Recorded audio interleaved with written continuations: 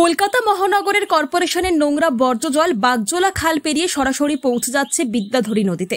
সেই নদীর জলে মিশে ধীরে ধীরে এই দূষণ ছড়িয়ে পড়ছে সুন্দরবনের অভ্যন্তরে। ফলস্বরূপ বিপন্ন হয়ে পড়ছে বিশ্বের অন্যতম বৃহৎ ম্যানগ্রোভ অরণ্য। অতিমাত্রায় দূষিত জল ম্যানগ্রোভের গায়ে লেগে তাদের শ্বাস প্রশ্বাসের প্রক্রিয়া বাধাগ্রস্ত করছে। গাছগুলো দুর্বল হয়ে পড়ছে, অনেক ক্ষেত্রেই মারা যাচ্ছে।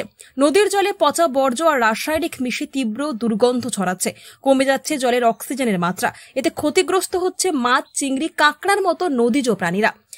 যে কর্পোরেশনের জল আজকে এই ঘুষিঘাটার উপর দিয়ে এসে এই যে নদী সুন্দরবনের বিভিন্ন নদীতে মিশে যাচ্ছে, সেই কর্পোরেশনের জল এতটাই বিষাক্ত হয়ে উঠছে যে সেই জলটা কিন্তু যে ম্যানগ্রোভ বনাঞ্চলের বিরাটভাবে ক্ষতি করছে।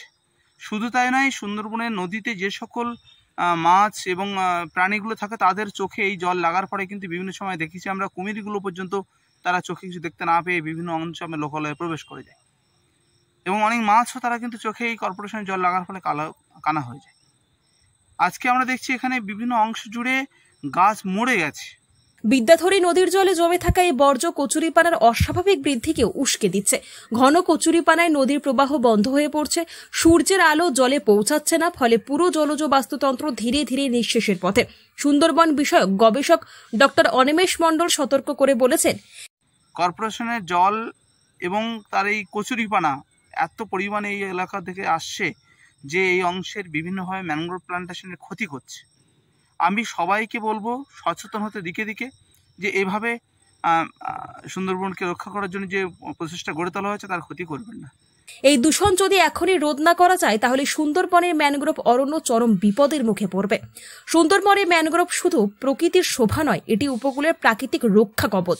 ঘূর্ণিঝড়, জলোচ্ছ্বাস কিংবা জলবায়ু পরিবর্তনের প্রভাবে যে ধ্বংস নেমে আসে তার প্রথম আঘাত নাই এই ম্যানগ্রোভ বন। কিন্তু শহরের অবহেলিত নিকাশি নালা আর অযত্নে ফেলা নোংরা জল আজ সেই সবুজ ঢালকেই নিঃশেষ করে দিচ্ছে। এখনই প্রয়োজন কঠোর পদক্ষেপ, দূষণ রোধে কার্যকর উদ্যোগ, বর্জ্য জল পরিশোধনের ব্যবস্থা, নদী ও খালের নিয়মিত পরিষ্কার পরিচ্ছন্নতা আর মানুষের সচেতনতা। নইলে আগামী প্রজন্ম হয়তো শুধুই ইতিহাসের বইয়ে পড়বে সুন্দরবনের সেই অরণ্য ম্যানগ্রোভ অরণ্যের গল্প।